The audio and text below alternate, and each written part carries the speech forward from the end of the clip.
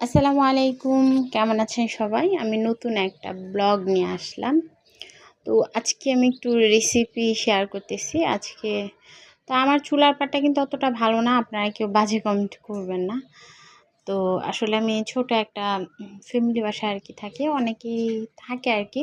তো এখানে দুইটা রুম করে আর কি ভাড়া দিয়েছে। তো যাই হোক, তো এরকমভাবে থাকি। তো চুলার পাটটা আমার টাইলস করা না, ওয়ালগুলা কালচে কালচে হয়ে গেছে, তাই দেখতে ভালো দেখা যাচ্ছে না। তো ওগুলা দেখার দরকার না, আমার রান্নার ভিডিওটা দেখেন।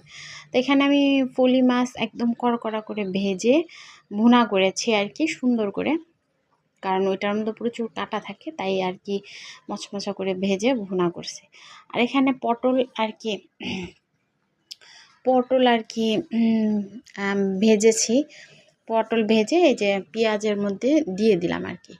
পেঁয়াজটা হালকা বাদামি লাল লাল করে আর কি ওটার মধ্যে দিয়ে একটু নাড়াচাড়া করে চুলাটা বন্ধ করে দিব আমি আর কি। ঠিক আছে? তো আর হইলো এখানে কয়েকটা কাঁচামরিচ চিড়ে দিয়েছি, ওইটা ফ্লেভারটা খুব সুন্দর আসে, সুন্দর একটা ঘ্রাণ আসে আর ভালো লাগে দেখতে, তাই আর কি। আর এই যে কিছু সিল্কা সহ আর কি, সিল্কাটা আছড়ে আছড়ে দিয়েছি আর কিছুটা সিল্কে ফেলে দিয়েছি। তো সিল্কে ফেলে দিলে নরম নরম হয়, এটা আবার আমার মেয়ে খেতে পারে, আর শক্তটা আর আমার মেয়ে খেতে পারে না, তাই আমার মেয়ের জন্য আলাদা, হাজব্যান্ডের জন্য আলাদা। তা এই দেখেন আমার ফাইনাল লুক, মাছ ভুনা আর হইলো এই যে পটল ভাজি, দেখছেন কি সুন্দর দেখতে।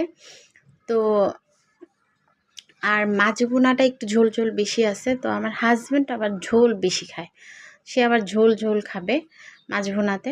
কিন্তু আমি আসলে মাখা মাখা পছন্দ করি। যাই হোক, এখন আমার পছন্দটা আর কি সাইডে রেখে তার পছন্দটাকে প্রাধান্য দিলাম আর কি। তো যাই হোক, সবাই আমার চ্যানেলটা সাবস্ক্রাইব করে দেবেন, একটা করে লাইক দিয়ে দেবেন। আসসালাম।